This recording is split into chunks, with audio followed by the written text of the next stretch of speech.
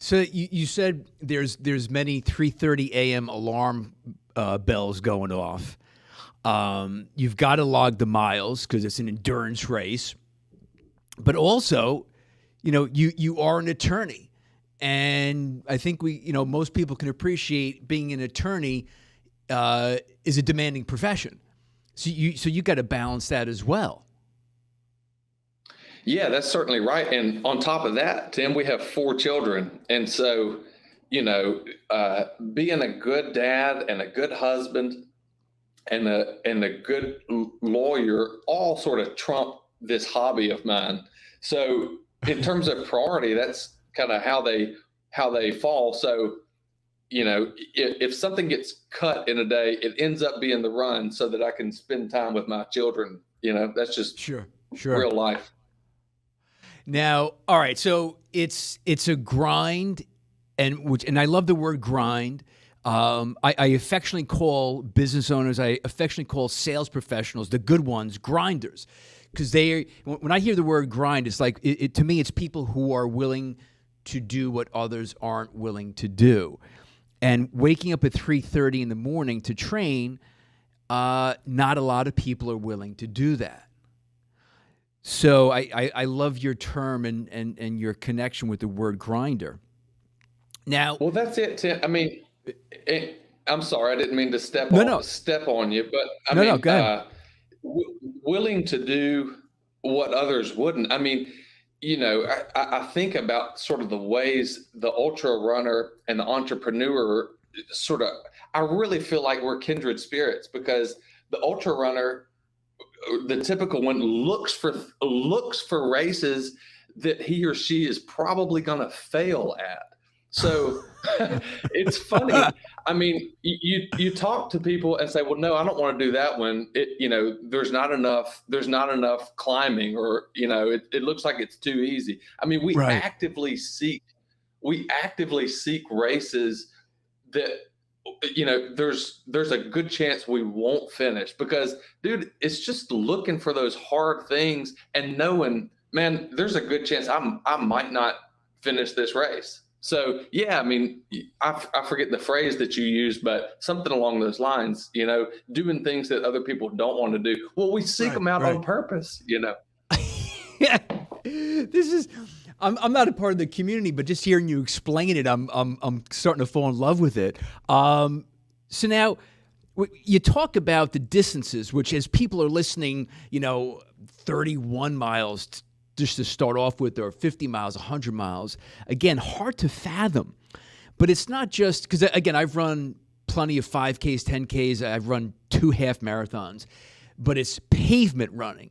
You're running in streets and neighborhoods, right, for these races. But I want you to kind of take us through, because I don't know if a lot of listeners can appreciate this, Reed.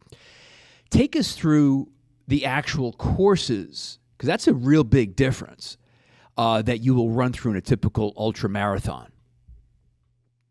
Yeah, you're absolutely right, Tim. I mean, most ultra events are done on trail, and so you're running through state parks and national forests and what have you on single track trail. Just did a race this summer in Bryce Canyon, Utah. So I mean, any number of landscapes, forest and canyon lands and sort of bare desert.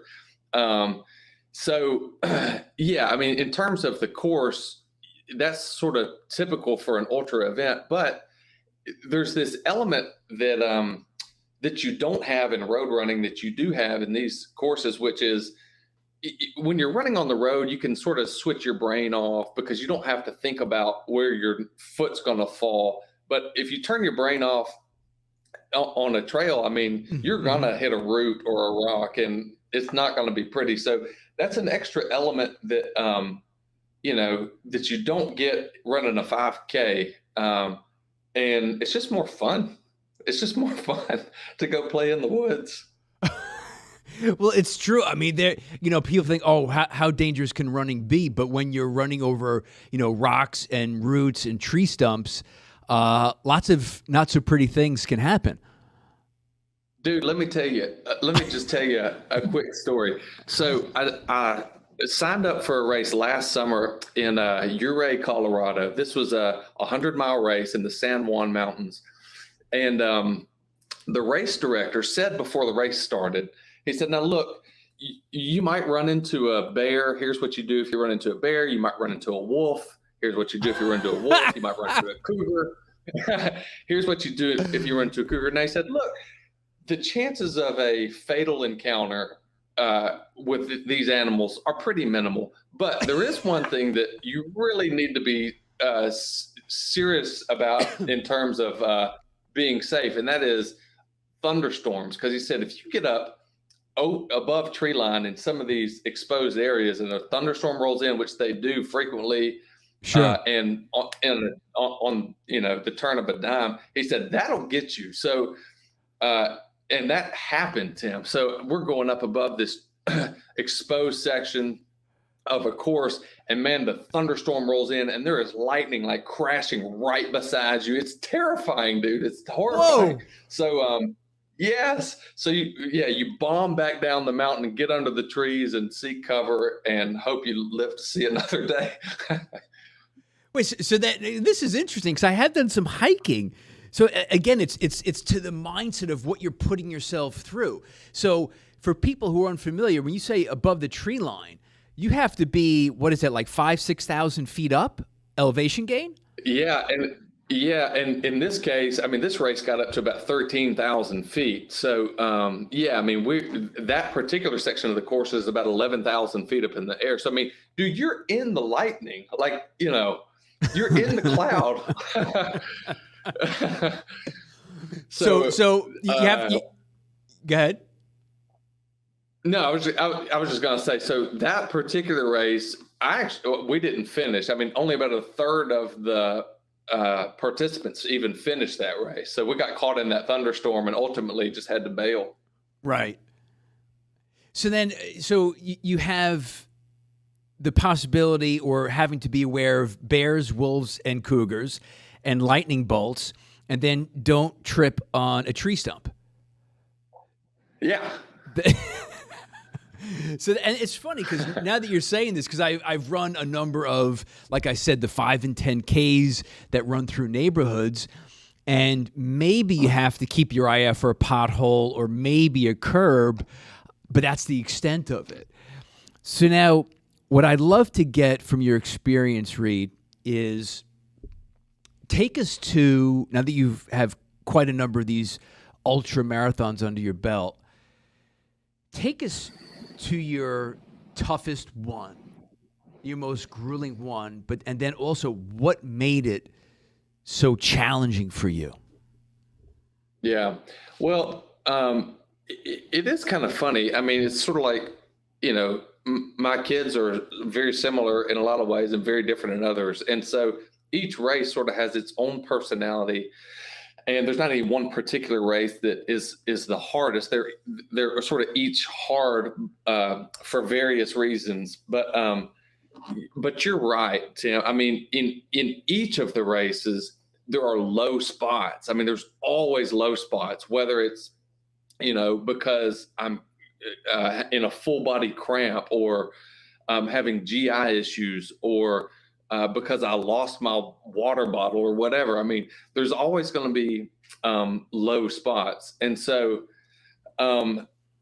in any race of that distance, that's just going to happen. And it's sort of known in the community that that when you toe the line, that's going to happen, dude. I mean, you're full well you're walking straight into a bad situation.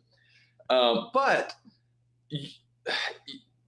everybody is cognizant of the fact that it never always gets worse, if that makes sense. I mean, there are some very, very low, like existentially low lows when you're questioning life and everything.